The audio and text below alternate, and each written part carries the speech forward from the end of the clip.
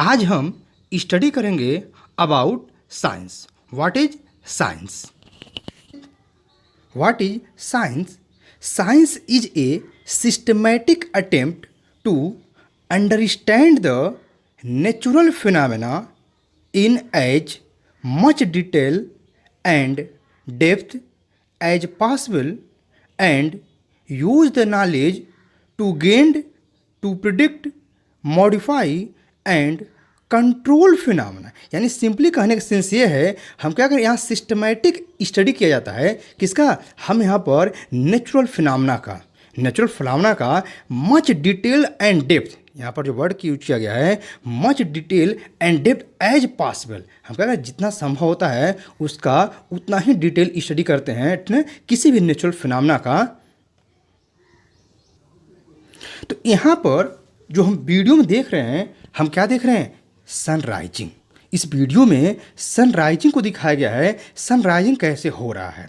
तो सनराइजिंग है क्या? तो सनराइजिंग एक नेचुरल फिनोमेना है। क्या है? नेचुरल फिनोमेना है। तो यही तो कहा जा रहा है साइंस में क्या करना है, हमें सिस्टमैटिकली किसी भी नेचुरल फिनोमेना को डिटेल में, डेप्थ में एज पॉसिबल स्टडी करना है। तो सिंपली यहाँ पर क्या है, ये हमें नेचुरल फिनोमेना मिला जिसका हमें स्टडी करना है। सिंपली ये हमारे पास क्या है, this is the science.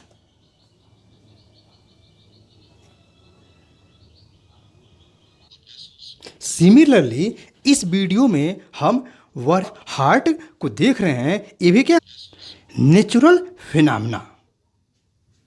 Similarly वल्कानो का इरप्शन, यहाँ पर हम क्या देख रहे हैं, हम ये देख रहे हैं वल्कानो का इरप्शन कैसे हो रहा है। तो यहाँ पर जो वल्कानो का इरप्शन हो रहा है, ये जो लावा बह रहा है, मैग्मा जो बह रहा है, ये भी क्या है, ये भी एक प्रकार का नेचुरल फिनोमेना ही को तो पार्ट है। यानी क्या करना है, हमें यहाँ पर इन्हीं फिनोमेनाओं को स्टडी करना है, डिस्कस करना है।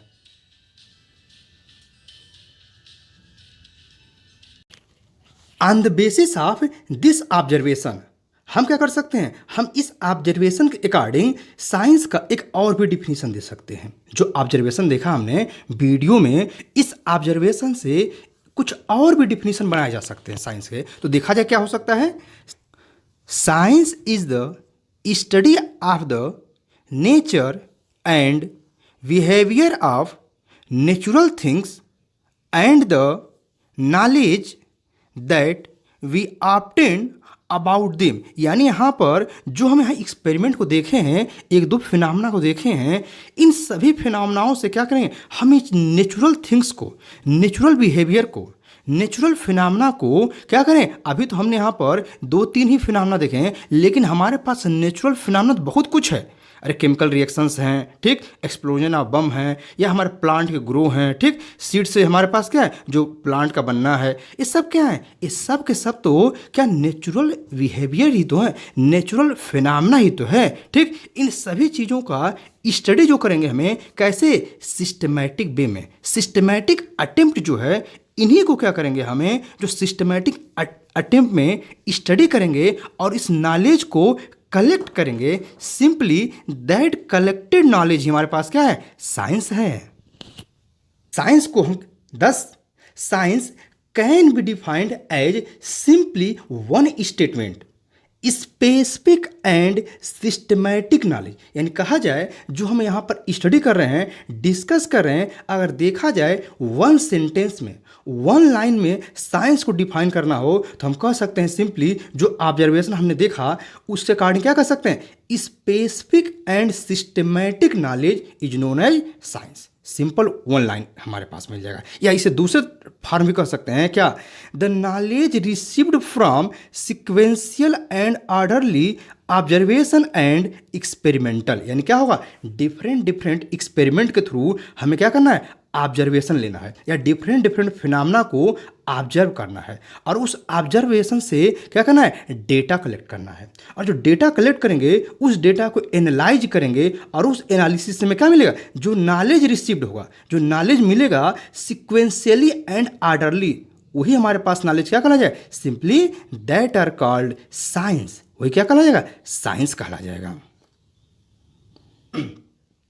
The word science comes from Latin word scientia which means knowledge और to know भी कह सकते हैं। यहाँ पर इसको to know भी कहा जा सकता है।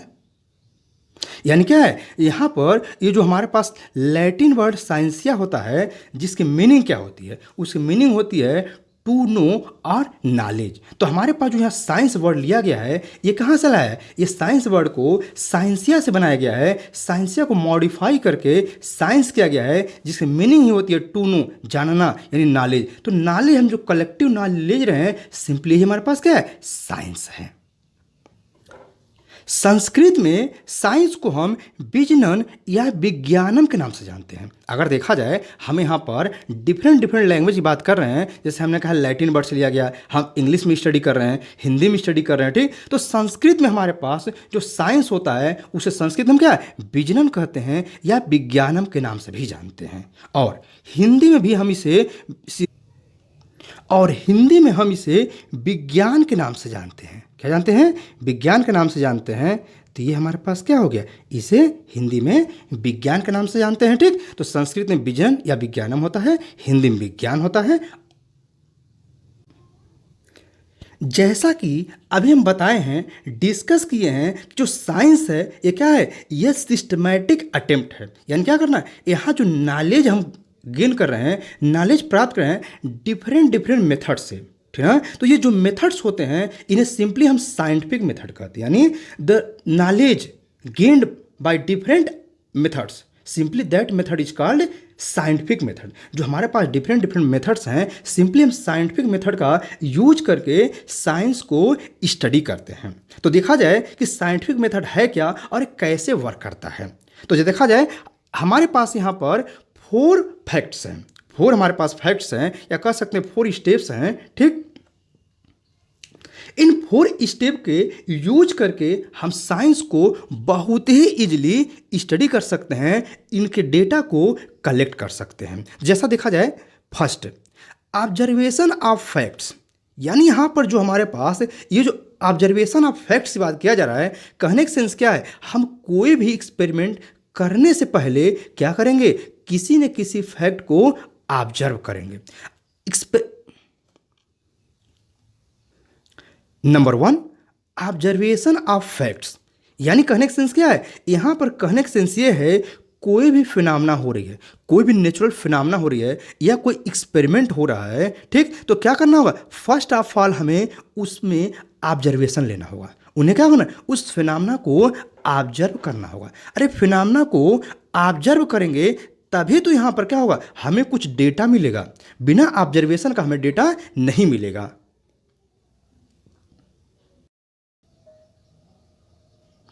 जैसा कि हम इस वीडियो में देख रहे हैं, क्या हो रहा है, सन राइजिंग हो रहा है। तो सन राइजिंग के, सन के बारे में, स्टडी के बारे में, स्पेस के बारे में जानने के लिए, स्टडी करने के लिए, डिस्कस करने के लिए हमें करना क्या होगा, हमें इस फैक्ट को ऑब्जर्व करना होगा। जैसे हम देख रहे हैं यहाँ पर सन की राइजिंग हो रही है, ठीक। यहाँ पर क्लाउड का भी मोशन दिखाया गया है, ठीक। रे बीम ऑफ रे आ रही हैं, सन का क्या है, अर्थ सरफेस से ऊपर जा रहा है, ठीक। तो ये सब क्या है, इस सब के सब फैक्ट को हम ऑब्जर्व करेंगे। इन फैक्ट को ऑब्जर्व करेंगे तभी तो क्या होगा, यहाँ पर हमें एक्सपेरिमेंट, जो साइंटिफिक मेथड होगा, ऑब्जर्वेशन लेंगे तभी तो क्या होगा, हम उस एक्सपेरिमेंट को परफॉर्म करने के बाद से उसका डेटा कलेक्ट करेंगे और जो डेटा कलेक्ट होगा उसको एनालाइज करेंगे। यानी पहला स्टेप हमारा क्या था, पहला स्टेप था ऑब्जर्वेशन ऑफ फैक्ट्स।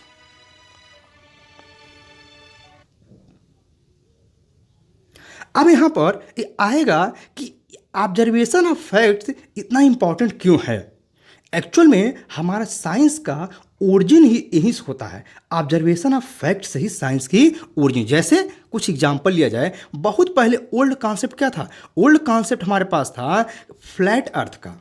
क्या था, फ्लैट अर्थ का था। लोग पहले क्या कहते थे, अर्थ तो फ्लैट है, और वैसे नॉर्मली होता भी है। हम यहाँ पर फील्ड में खड़े हो जाएं, बाहर कहीं भी खड़े हो जाएं, तो हमें क्या दिखाई देता है, तो हमें तो अर्थ फ्लैट ही दिखाई देता है। बट एक्चुअल में क्या है, जब ऑब्जर्व किया गया, डेटा कलेक्ट किया गया, तो हम क्या पाएं, अर्थ फ्लैट नहीं है, कैसा है, स्फेरिकल। तो हम यहाँ पर जो देख रहे हैं, यहाँ पर क्या है, अर्थ हमें स्फेरिकल दिख रही है, बट एक्चुअल में क्या होता है, हमें अर्थ जो होता है हम अपने डेली लाइफ में देखते हैं तो हमें लगता है, हमें अपियर्ड होता है, ऐसा अपियर होता है कि अर्थ फ्लैट है, बट ऐसा नहीं है।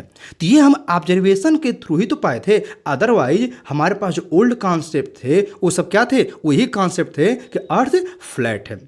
इस कॉन्सेप्ट को हम और भी अच्छे समझ सकते हैं कि अर्थ हमारा फ्लैट नहीं है, ये कैसे स्फेरिकल है हम डेली लाइफ में भी देख सकते हैं। क्या, सिंपली कोई भी स्टूडेंट है, कोई भी पर्सन है, किसी फील्ड में खड़ा हो जाए या छत पे खड़ा हो जाए, क्या करे, ऊपर देखे स्काई में देखेगा तो उसे दिखाई देगा कि स्काई उसके नियर अबाउट क्या दिख रहा है, वह स्फेरिकल दिख रहा है, वह स्फेरिकल दिख रहा है। स्काई हमारे ओवरहेड स्फेरिकल दिखाई देने का रीजन क्या है, रीजन ये है कि हम अर्थ के जैसे मान लेते हैं इस टिप पर हैं, यहाँ पर रहेंगे तो हमें क्या होगा, अर्थ के इस तरह स्फेरिकल तो दिखाई देगा। ये हमारा स्फेरिकल स्काई का दिखना रिप्रेजेंट करता है अर्थ कैसी है, स्फेरिकल है, नॉट फ्लैट। दूसरा केस भी देख सकते हैं, जैसे कुछ लोग अगर देखे होंगे सी बैंक पे चले जाएं, समुद्र किनारे चले जाएं, तो वहाँ जब बहुत दूर से कोई नाव आती है या शिप आते हैं तो उन्हें उसके केवल अपर पोर्शन दिखाई देते हैं, लोअर पोर्शन नहीं दिखाई देते हैं। लेकिन जैसे जैसे शिप क्लोज आता है वहाँ पर क्या होता है, वहाँ पर कुछ और भी पोर्शन दिखाई देने लगते हैं, और जब बहुत पास आ जाता है तो पूरा का पूरा शिप दिखाई जाता है। पूरा का पूरा शिप वेरी क्लोज आने पे दिखने का रीज़न क्या है, जैसे हम मान लेते हैं यहाँ पर खड़े हैं और शिप यहाँ पर है, तो शिप तो हमें यहाँ तो हम ऐसे देख रहे होंगे तो हमें शिप नहीं दिखाई देगा, लेकिन जब ऐसे यहाँ पर आएंगे तो हमें स्टार्ट हो जाए दिखाई, और जब यहाँ पर आएगा तो पूरा का पूरा हमें शिप दिखाई देने लगेगा। यानी ये भी एक्सपेरिमेंट जो है ये भी क्या कर रहा है, ये प्रूफ कर रहा है कि अर्थ जो है वो क्या है, वह स्फेरिकल है, फ्लैट नहीं है। एक बात और अभी मन में आएगा, स्फेरिकल अर्थ क्यों है, तो इसका रीजन ये है एक्सलेशन ड्यू टू ग्रेविटी। इसको हम अगले चैप्टर में, आगे चैप्टर है ग्रेविटेशन, वहां पर डिस्कस करेंगे। सेकेंड, प्रपोजिंग थियरी और hypothesis to explain the observation, यानी क्या है, सेकेंड जो हमारे पास स्टेटमेंट है, सेकंड जो मेथड है यानी साइंटिफिक मेथड का जो सेकंड स्टेप है वो क्या कर रहा है, प्रपोजिंग थियरी और hypothesis to explain the observation, यानी क्या है, जो भी हमने ऑब्जर्व किया। जैसे हमने कहा अर्थ स्फेरिकल है, लेकिन पहले तो लोग स्फेरिकल नहीं मानते थे ना, पहले लोग क्या कहते थे, यह फ्लैट है, यह कैसा है, फ्लैट है। तो इसके लिए क्या करना पड़ेगा, हमने जो ऑब्जर्वेशन किया उस ऑब्जर्वेशन के अकॉर्डिंग हमें क्या करना होगा, कोई थियरी को प्रपोज करनी होगी, कोई थियरी को प्रपोज करनी या किसी हाइपोथेसिस को देना पड़ेगा।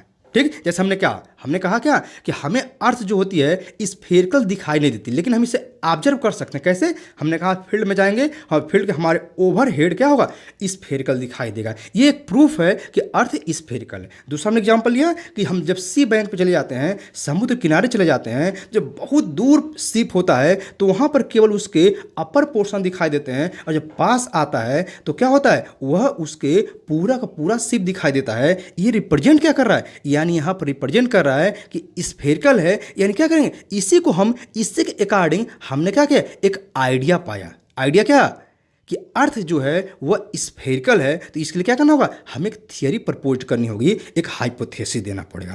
एक और एग्जांपल लिया जाए, जैसा कि हम जानते हैं एक बहुत ही फैमिलियर एग्जांपल क्या है कि न्यूटन्स यूनिवर्सल ऑफ ग्रेविटेशन आया कैसे था। तो वह हमारे पास एग्जाम्पल क्या है, एग्जाम्पल ये है कि न्यूटन ने गार्डन में क्या देखा था, एक एप्पल को गिरते देखा, तो उसके मन में थिंकिंग आया, उसके मन में आइडिया आया कि आखिरकार एप्पल नीचे ही क्यों गिरा, यूपर क्यों नहीं गया। उसके मन में यही तो आइडिया जनरेट हुआ था कि एप्पल नीचे ही क्यों आ रहा है। ऐसा नहीं है कि न्यूटन्स के यूनिवर्सल ऑफ ग्रेविटेशन के डिस्कवरी के पहले ग्रेविटी नहीं थी, ग्रेविटी थी, लेकिन हम इससे अनजान थे, हम इसको डिटेक्ट नहीं कर पाए थे, हम इसको आइडिया या कोई थियरी नहीं दे पा रहे थे। तो न्यूटन ने देखा कि एप्पल जो है वो ऊपर से नीचे गिर रहा है, तो उसके मन में आया आखिरकार एप्पल ऊपर क्यों नहीं गया, नीचे ही क्यों गिरा। तो ये जो आइडिया उसके मन में आया कि नीचे ही क्यों गिरा, यहीं से उसके मन में क्या हुआ, एक नया आइडिया जनरेट हुआ और उसी आइडिया को उसने क्या किया, स्टडी किया और कुछ हाइपोथेसिस दिया और उसी हाइपोथेसिस उसने क्या दिया, Newton's universal law of gravitation दे दिया। ठीक, और उस हाइपोथेसिस क्या, यानी क्या हुआ, वहाँ पर पहले वो ऑब्जर्व किया था कि एप्पल क्यों नीचे गिरा और फिर उससे अकॉर्डिंग उसने हाइपोथेसिस दिया और उस हाइपोथेसिस से उसने एक लॉ दे दिया। अब जरा थर्ड देखा जाए, थर्ड क्या कर रहा है, testing the validity of the theoretical predictions based on the, ये ध्यान रहे यहाँ पर प्रिडिक्शंस में एक स्पेस नहीं रहेगा, प्रिडिक्शंस है, predictions based on the proposed theory, यानी क्या है, अब यहाँ पर क्या है, जो हमारे पास प्रपोज थियरी है, जो थियरी दिया गया है, उसे क्या करना पड़ेगा, हमें यहाँ पर टेस्ट भी करना है। जैसे मान लेते हैं एप्पल उसने गिरते हुए देखा, वो ब्रिटेन में देखा था, वह लंदन में देखा था, लेकिन ये घटना क्या अन्य जगहों पर भी होता है कि नहीं होता है, उसे क्या करना पड़ेगा, डिफरेंट एक्सपेरिमेंट करने पड़ेंगे। क्या करने होंगे, एक्सपेरिमेंट करेंगे उसकी वैलिडिटी को टेस्ट करने के लिए कि यह जो लॉ हम दे रहे हैं, ये जो हम थियरी दे रहे हैं या जो हाइपोथेसिस दे रहे हैं या पास्टुलेट हो सकता है, ठीक, ये क्या एवरीवेयर वर्क करेगा, क्या ओवरऑल अर्थ पर वर्क करेगा। अगर ऐसा वर्क करेगा तभी तो लॉ बन पाएगा। ऐसा तो नहीं है कि यहाँ पर अमेरिका में कुछ और होगा, ब्रिटेन में कुछ और होगा, इंडिया में कुछ और होगा, जापान में कुछ और होगा। ठीक, उसके लिए क्या होगा, उसकी वैलिडिटी जो है उसको चेक करना पड़ेगा, उसको टेस्ट करना पड़ेगा। ठीक, उसके लिए क्या करना होता है, उसके लिए हमें नंबर ऑफ एक्सपेरिमेंट को परफॉर्म करना पड़ता है। नंबर ऑफ एक्सपेरिमेंट को परफॉर्म करता है, उस एक्सपेरिमेंट को परफॉर्म करने पर हम क्या करते हैं, अगेन डेटा कलेक्ट करते हैं और ये चेक करते हैं कि जो हमने हाइपोथेसिस दिया है, जो लॉ दिया है, क्या वो करेक्ट है या नहीं। अगर वो करेक्ट है तो हम मान लेंगे हाँ, हमारा जो लॉ दिया गया है, जो हाइपोथेसिस दिया गया है, यह ट्रू है एवरीवेयर, यानी वो लॉ क्या हो जाएगा, यूनिवर्सल हो जाएगा। तभी तो कहा गया है Newton's universal law of gravitation, यानी क्या है, ओवरऑल वर्ल्ड में वर्क कर रहा है। ओवरऑल वर्ल्ड में एक ही लॉ लगता है। ऐसा नहीं है कि हमारे पास ब्रिटेन में कुछ और वर्क करेगा, भारत में कुछ और हो जाएगा, अमेरिका में कुछ और हो जाएगा, जापान में कुछ और हो जाएगा। अगर ऐसा होता है, ऐसा चेंजिंग होता है तो यूनिवर्सल लॉ नहीं कहलाएगा। यूनिवर्सल तभी कहलाएगा जब वो क्या हो, एवरीवेयर सेम हो, एवरीवेयर सेम हो। नेक्स्ट देखा जाए, modification of the theory if necessary, यानी कहने का सेंस क्या है, हमने जो भी लॉ को या थियरी को या हाइपोथेसिस को दिया है on the observation of facts, जो फैक्ट को ऑब्जर्व किए हैं, उस ऑब्जर्वेशन से हमने जो भी थियरी दिया है, ये फिर चेक करने के बाद से कि उसकी वैलिडिटी सही है कि नहीं है, वो करेक्ट है या नहीं है। इसके बाद से अगर तब भी कुछ उसमें क्या होते हैं, उसमें हमें एरर मिल जाते हैं, तो फिर क्या करना पड़ेगा, हमें फिर से नंबर ऑफ एक्सपेरिमेंट करके उस थियरी को मॉडिफाइड करना पड़ेगा। इफ़ नेसेसरी, यहाँ वर्ड यूज किया इफ़ नेसेसरी, यानी ऐसा अगर हमारे पास यहाँ थर्ड स्टेप तक वह जो लॉ है, वो जो हाइपोथेसिस है, वो क्या होता है, ट्रू मिल जाता है एवरीवेयर। हम वहाँ पर नंबर ऑफ एक्सपेरिमेंट से ये चेक कर लेते हैं कि हर जगह क्या है, वो ट्रू है, तो हमें ये फोर्थ स्टेप को अप्लाई करने की जरूरत नहीं पड़ती है। बट अगर हमारे पास वह जो हमारे पास ऑब्जर्वेशन है, वो डिफरेंट प्लेस पर या डिफरेंट सीजन को भी देखते हैं, यानी जनवरी में कुछ और हो जाए, जुलाई में कुछ और हो जाए, ठीक, मार्च में कुछ और हो जाए, दिसंबर में कुछ और हो जाए, तो हमें क्या करना है, डिफरेंट सीजन में भी चेक करते हैं। अगर वह कुछ रीडिंग जो है वो उसमें एरर आना शुरू हो जाती है, तो हमें फिर क्या करना है, थियरी को मॉडिफाई करना है। अगर नहीं मिलता है तो थर्ड स्टेप तक ही हमारा क्या हो जाता है, इस स्टेप से हम उस एक्सपेरिमेंट को या उस ऑब्जर्वेशन को या उस फिनोमेना को, उस इवेंट को हम क्या कर लेते हैं, उसके थ्रू एक लॉ को क्या करते हैं, दे देते हैं, लॉ दे देते हैं, हाइपोथेसिस दे देते हैं, पास्टुलेट को दे देते हैं। ठीक, इस प्रकार वो डिस्कवरी हो जाती है। जैसे हमने देखा कि ग्रेविटी का डिस्कवरी हमारे पास न्यूटन यूनिवर्सल ग्रेविटेशन का डिस्कवरी हुआ। ठीक, अर्थ का फ्लैट जो कॉन्सेप्ट था वो हमने क्या किया, उसे रिप्लेस किया गया, किसके थ्रू, स्फेरिकल के थ्रू। इसी प्रकार और भी हमारे पास कॉन्सेप्ट रहे। जैसे सभी लोग जानते हैं पहले माना क्या जाता है कि अर्थ जो है वो जैसा कि पहले माना क्या जाता था, माना ये जाता है जियोसेंट्रिक थियरी। जियोसेंट्रिक थियरी क्या था, कहा जाता था कि अर्थ जो है वो क्या है, स्टेट ऑफ रेस्ट पर है, स्टेबल है, कहाँ पर, यूनिवर्स में। और number of planets, number of star including sun, ये सब क्या करें, अर्थ को अराउंड रोटेट कर रहे हैं। बट बाद में क्या हुआ, यह फेल हो गया। बाद में क्या हुआ, नहीं, ऐसा कुछ नहीं है।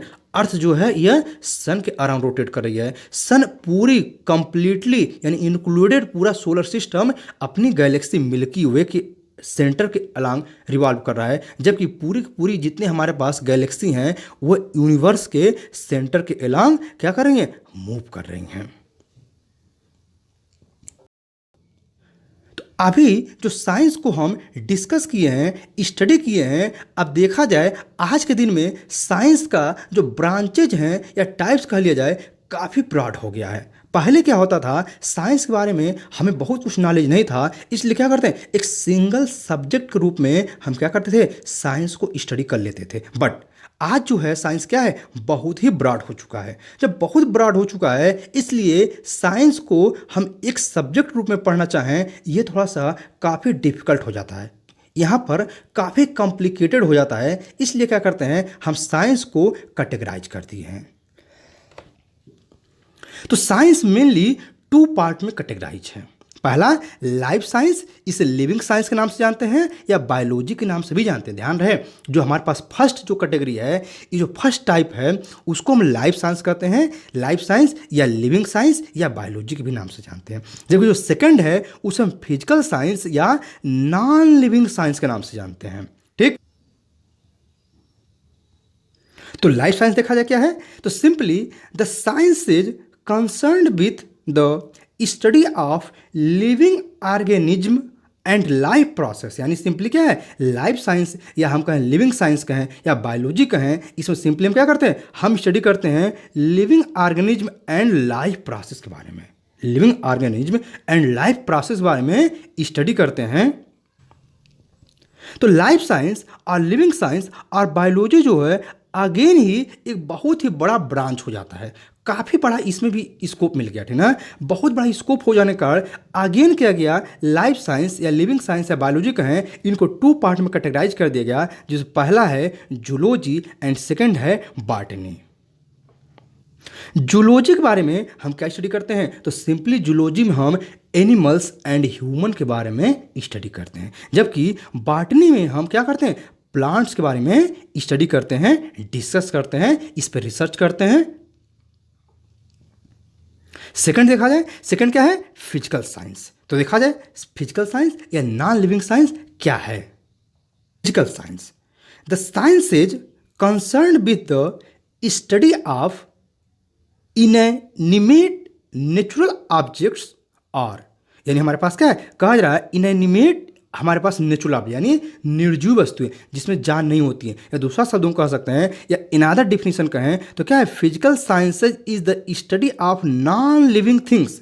नॉन लिविंग थिंग्स है, यानी हमारे पास जैसे हमने कहा जो लिविंग थिंग्स होंगे उसमें वह क्या हो जाएगा, वो लाइफ साइंस हो जाएगा, और जो नॉन लिविंग साइंस हो जाएगा वो क्या हो जाएगा, वो फिजिकल साइंस या नॉन लिविंग साइंस हो जाएगा। यानी हम क्या करेंगे, लिविंग साइंस में लाइफ के बारे में स्टडी करेंगे, जबकि नॉन लिविंग साइंस में हम क्या करेंगे, ऐसे मटेरियल का, ऐसे ऑब्जेक्ट की स्टडी करेंगे जो कि नॉन लिविंग हो। फिजिकल साइंस या नॉन लिविंग साइंस अगेन क्या हो जाता है, एक बहुत ही बड़ा ब्रांच हो जाता है, बहुत बड़ा ब्रांच हो जाता है। इसलिए इसे भी एक साथ स्टडी करना कॉम्प्लिकेटेड हो जाता है, डिफिकल्ट होने लगता है। इसलिए क्या किया गया, इसको अगेन हमने टू पार्ट में कैटेगराइज कर दिया। फर्स्ट क्या है, फिजिक्स है, और सेकंड जो है वह केमिस्ट्री है। तो फिजिक्स और केमिस्ट्री बारे में, इसके बारे में हम क्या करेंगे, आगे डिस्कस करेंगे। फिजिक्स, आज हम स्टडी करेंगे about physics.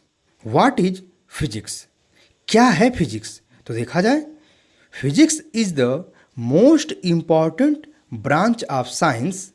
The word physics has come from Greek word physis which means nature. यानी क्या है, यहाँ पर जो फ्यूसिस वर्ड दिख रहा है यह एक ग्रीक वर्ड है, यह एक ग्रीक वर्ड है जिसकी मीनिंग क्या होती है, नेचर से होती है। यानी क्या है, यानी कहने का सेंस यह है कि फिजिक्स है क्या, फिजिक्स में हम क्या करेंगे, नेचर का स्टडी करेंगे।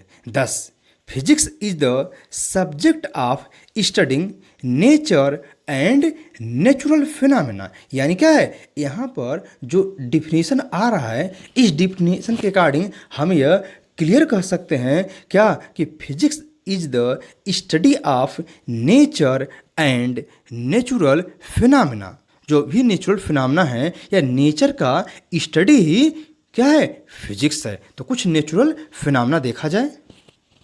वीडियो में क्या दिखाया गया है, तो इस वीडियो में दिखाया गया है एक ब्यूटीफुल सनराइजिंग। तो सनराइजिंग है क्या, तो सनराइजिंग भी एक नेचुरल फिनोमेना ही तो है। सनराइजिंग भी एक नेचुरल फिनोमेना ही तो है। तो वही तो कहा जा रहा है कि यहाँ पर जो फिजिक्स हमको स्टडी करना है, डिस्कस करना है, तो फिजिक्स मेनली है क्या, physics is mainly the study of natural phenomena and natural events. जो भी होंगे, स्टडी ऑफ नेचर कहें या नेचुरल फिनोमेना कहें, नेचुरल इवेंट्स कहें, इन सभी का स्टडी ही तो क्या है, फिजिक्स है। तो सिंपली हम यहाँ देखें, हम यहाँ पर देख रहे हैं, यहाँ पर क्लाउड भी दिख रहा है, ठीक, एयर हैं, डस्ट पार्टिकल हैं, सनराइजिंग हो रही है, ये सब क्या है, फिनोमेना है। क्लाउड का फॉर्मेशन जो हो रहा है, ठीक, तो ये है क्या, ये एक प्रकार का नेचुरल फिनोमेना ही तो है।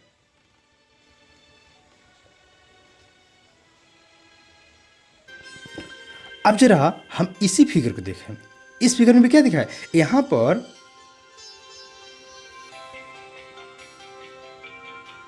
तो यहाँ पर हमें क्या दिखाया गया, यहाँ पर डिफरेंट डिफरेंट जो इवेंट्स हो रही हैं, डिफरेंट डिफरेंट घटनाएं घट रही हैं जो नेचर में, उसी तो दिखाया जा रहा है। यानी यहाँ पर क्लाउड दिखाया जा रहा है, ठीक, यहाँ पर क्लाउड कैसे मूव कर रहे हैं, क्लाउड का फॉर्मेशन क्या आएगा, इससे बारिश होगी, ठीक। तो क्लाउड जब यहाँ पर बनेगा तो यहाँ कंडेंसेशन होगा, उसी थ्रू तो बारिश होगी। ये सब क्या है, सब के सब नेचुरल फिनोमेना ही तो हैं।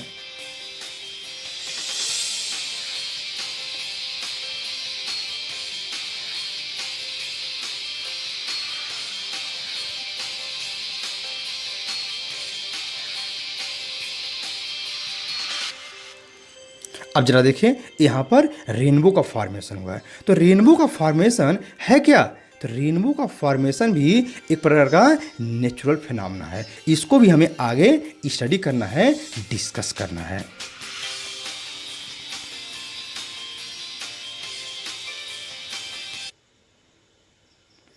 अब जरा हम इसी को देखें, यहाँ पर क्या है, टाइड्स आ रहे हैं, वेव्स बन रहे हैं, लहरें बन रही हैं, टाइड्स आ रही हैं सी में, समुद्र में। तो ये टाइड्स जो आ रही हैं, ये जो लहरें बन रही हैं, ये क्या हैं, ये सब क्या हैं, सब के सब नेचुरल फिनोमेना ही तो हैं।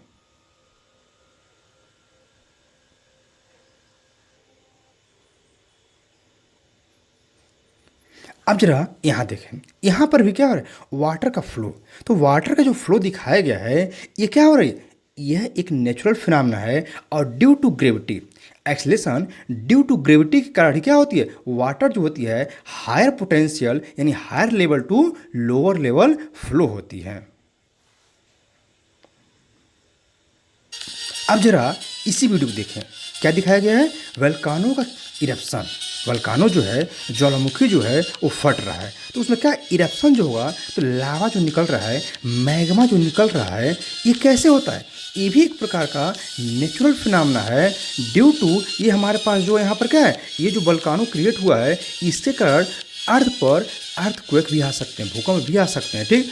अर्थ के अंदर जो क्रस्ट हैं, जो प्लेट्स हैं, इनमें क्या है, इसमें चेंजिंग आती है, क्योंकि एक्सटर्नल जो प्रेशर होती है, उस प्रेशर कारण क्या होती है, अगर अर्थ का कोई सरफेस क्या जहाँ कमज़ोर होता है, तो क्या होता है, फट जाता है।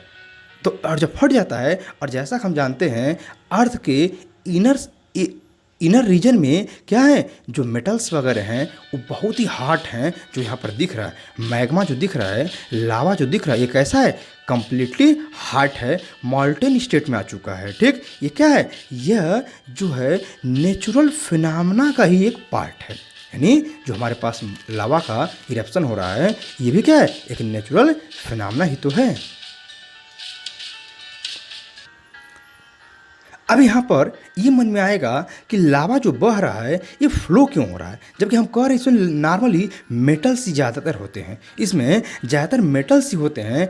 एक्चुअल में जो है यहाँ पर इसकी विस्कोसिटी बहुत हाई होती है, बट यहाँ पर इसकी जो विस्कस प्रॉपर्टी वगैरह हैं वो हम आगे चैप्टर में स्टडी करेंगे, डिस्कस करेंगे। इनकी जो विस्कोसिटी होती है, ये जो इसकी फ्लूइडिटी होती है, इसकी जो तो जैसा कि हमने कुछ नेचुरल फिनोमेना को देखा, ठीक, ये नेचुरल फिनोमेना क्या बता रहे हैं? ये नेचुरल फिनोमेना बता रहे हैं कि सब के सब फिनोमेना हमारे इन्वायरमेंट में ही हो रही हैं, ठीक ना। और हमें करना भी क्या है? हमें अपने इन्वायरमेंट के अराउंड जो भी नेचुरल फिनोमेना है, जो भी इवेंट्स हो रही हैं, उन्हीं को स्टडी करना है। इसी नेचर को तो स्टडी करना है। सिंपली हमारे पास जो नेचर है, इसी का स्टडी ही तो क्या है? नेचुरल स्टडी ही फिजिक्स है। एक और डिफिनीशन देखा जाए फिजिक्स का, जो हमने अभी डिफरेंट फिनोमेना को देखा, तो इस फिनोमेना के बेस्ड हम क्या करें, एक और डिफिनीशन देखते हैं। फिजिक्स एक और डिफिनीशन क्या हो सकता है? Physics is the natural science that studies matter, it's motion and behaviour through space and time and the related entities of energy and force. यानी क्या है? हमें स्पेस, टाइम, मोशन, ठीक ना, यानी स्पेस के बारे में, मोशन, टाइम, इन सभी के बारे में, और इनसे रिलेटेड जो एंटिटीज ऑफ एनर्जीज होंगे, फोर्स होंगे, इन सभी का स्टडी ही तो क्या है? फिजिक्स है। अब यहाँ पर अभी हम लोगों ने कुछ वीडियो देखा और फिजिक्स के बारे में डिस्कस किया, स्टडी किया। यानी क्या कहा गया? Physics is the study of nature and natural phenomena. But ये तो सिंपल हमारा हो गया। अगर हम क्या करें, साइंटिफिक लैंग्वेज में बात करें, तो फिजिक्स का डिफिनीशन कुछ और ही हो जाएगा। साइंटिफिक लैंग्वेज में बात करें तो फिजिक्स का डिफिनीशन कुछ और भी हो जाएगा। यानी हमारे कहने का सेंस ये है कि फिजिक्स थोड़ा एडवांस डिफिनीशन देखा जाए, कुछ एडवांस डिफिनीशन देखा जाए, तो मॉडर्न डेज में हमारे पास जो एडवांस डिफिनीशन है होगा, वो क्या होगा देखा जाए? The most important branch of science in which we study about matter, energy and the interactions between them। यानी क्या करना है? यानी सिंपली कह रहा है हमें फिजिक्स में करना क्या है? मैटर के बारे में स्टडी करना है, एनर्जी के बारे में स्टडी करना है, एंड इंट्रैक्शन बिटवीन देम, जिसको हम इस फिगर से बहुत ही इजीली कंक्लूड कर सकते हैं, एक्सप्लेन कर सकते, क्या कर सकते हैं? यानी फिजिक्स का जो रिलेशन है वो मैटर के साथ भी है, फिजिक्स का रिलेशन एनर्जी के साथ भी है, और मैटर और एनर्जी का भी आपस में क्या है? यानी म्यूचुअली इंटरेक्शन है। यानी simply physics is the study of matter, energy and mutual interaction between matter and energy. यानी सिंपली क्या मिल गया? फिजिक्स मिल गया study of matter, energy and mutual interactions between the matter and energy. जैसा कि अभी हम बताए हैं क्या कि जो फिजिक्स वर्ड है, ये फ्यूसिस वर्ड, जो ग्रीक वर्ड फ्यूसिस है, उससे आया है, जिसकी मीनिंग नेचर होती है। लेकिन संस्कृत में हम क्या कहते हैं? फिजिक्स को भौतिकी के नाम से जानते हैं। संस्कृत में भौतिकी के नाम से जानते हैं, और हिंदी में भी क्या होता है? ये भौतिकी ही होता है। एक्चुअल में होता क्या है? जो लिपि है संस्कृत और हिंदी का, दोनों का एक ही है, इसलिए संस्कृत या हिंदी में दोनों में जो फिजिक्स होता है, इसके लिए भौतिकी शब्द का प्रयोग किया जाता है। यहाँ पर जो अभी हम स्टडी किए हैं, डिस्कस किए हैं, यहाँ पर इससे क्या कंक्लूजन निकला? कंक्लूजन ये निकला कि simply physics is the study of matter and energy. यानी यहाँ पर क्या है? तो मैटर एनर्जी के बारे में स्टडी ही तो क्या है? फिजिक्स है। तो देखा जाए what is matter? Matter is anything that occupy space and has mass and to whom we can experience directly or indirectly with our sense organs। यानी क्या है? सिंपली मैटर क्या? एनीथिंग, यानी जो क्या है? यानी कोई भी ऐसा वस्तु जो क्या हो, कोई स्पेस लेता हो, जिसका कोई मास होता है, और क्या उन्हें हम डायरेक्टली या इनडायरेक्टली एक्सपीरियंस कर सकते हैं अपने सेंस आर्गन के थ्रू। जैसे हमारे पास एग्जांपल क्या है, एयर है, वाटर है, स्टोन है, वुड है, आयरन है, प्लांट्स हैं, ठीक है। या इसके अलावा ये नहीं है, इसलिए हम अर्थ की बात करें, गैलेक्सी बात करें, स्टार्स हैं, ये सब क्या है, ये सब मैटर्स तो बने। या बहुत ही एटॉमिक लेवल पर आएंगे तो इलेक्ट्रॉन है, प्रोटॉन है, क्वार्क्स हैं।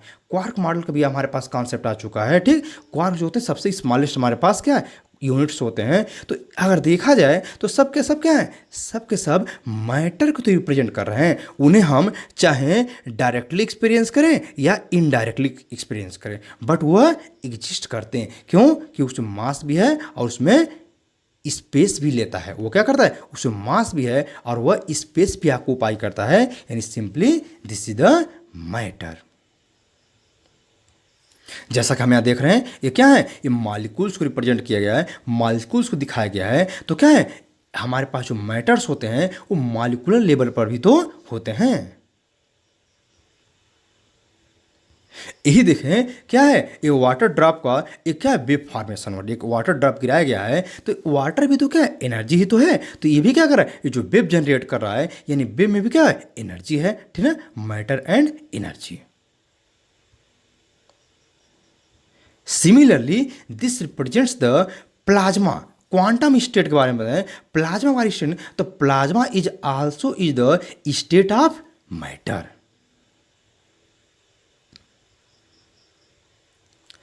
अभी इस स्टडी में हमने मैटर देखा, लेकिन फिजिक्स में हमने क्या कहा, मैटर एंड एनर्जी दोनों के बारे में स्टडी करना है। तो देखा जाए, what is energy, the capacity for doing work, यानी सिंपल जो डिफिनीशन हमारे पास है, the capacity for doing work कर सकते हैं, the capability of doing work कर सकते हैं, ठीक। यानी सिंपली कहते हैं कार्य करने की क्षमता को ही ऊर्जा कहते हैं, ठीक ना। ऊर्जा यानी एनर्जी जो मिल गया, यानी कार्य करने की क्षमता को ही हम ऊर्जा कहते हैं, ठीक। It may exist in potential energy, kinetic energy, thermal energy, electrical energy, chemical energy, nuclear energy और अदर वेरियस फॉर्म्स। यानी हमारे पास क्या है, एनर्जी के नंबर ऑफ फॉर्म्स हैं। कभी पोटेंशियल एनर्जी बात करते हैं, जैसे डैम में जो डैम होते हैं, वहाँ पर जो वाटर स्टोरेज होती है, वह वाटर की जो एनर्जी होती है, उस वाटर में जो एनर्जी होती है, वो एनर्जी किस फॉर्म में होती है, तो वह एनर्जी होती है किसमें, पोटेंशियल एनर्जी के फॉर्म में। सिमिलरली गन में जो बुलेट को फिक्स किया जाता है और ट्रिगर दबाने से पहले जो बुलेट के पास एनर्जी स्टोर्ड होती है, वो एनर्जी क्या होती है, potential energy. Similarly kinetic energy देखें तो काइनेटिक एनर्जी क्या है, तो काइनेटिक एनर्जी सिंपली हमें मिल जाता है, जैसे विंड मिल को देख सकते हैं, वहाँ पर क्या है, वहाँ पर एयर के यानी विंड एनर्जी बात कर रहे हैं, तो क्या कर रहा है, वो विंड जो मूव कर रहा है, तो उसे मोशन के कारण, ड्यू टू मोशन, वहाँ पर एनर्जी को हम क्या कर रहे हैं, दूसरे फॉर्म में कन्वर्ट कर ले रहे हैं, यानी उसका यूज कर ले रहे हैं। थर्मल एनर्जी हम जानते हैं, इससे हीट एनर्जी है। इलेक्ट्रिकल एनर्जी यानी इलेक्ट्रिक, जो हमारे पास बिजली है, इलेक्ट्रिक करंट है, ठीक। केमिकल एनर्जी तो सभी लोग जानते हैं, केमिकल एनर्जी में बहुत ही पावर होती है। बम का एक्सप्लोजन जो होते हैं, हमारे पास डिफरेंट जो बम्स होते हैं, बारूद होते हैं, ये सब क्या होते हैं, ये सब केमिकल एनर्जी तो है। न्यूक्लियर एनर्जी, तो न्यूक्लियर आजकल सभी लोग जानते होंगे, एटम बम जो होते हैं, हाइड्रोजन बम, ये सब के सब क्या है, न्यूक्लियर एनर्जी का फॉर्म है। इसके अलावा न्यूक्लियर एनर्जी का हम यूज क्या करते हैं, पावर सप्लाई के लिए, यानी इलेक्ट्रिक करंट के प्रोडक्शन में बहुत ज़्यादा यूज किया जाता है।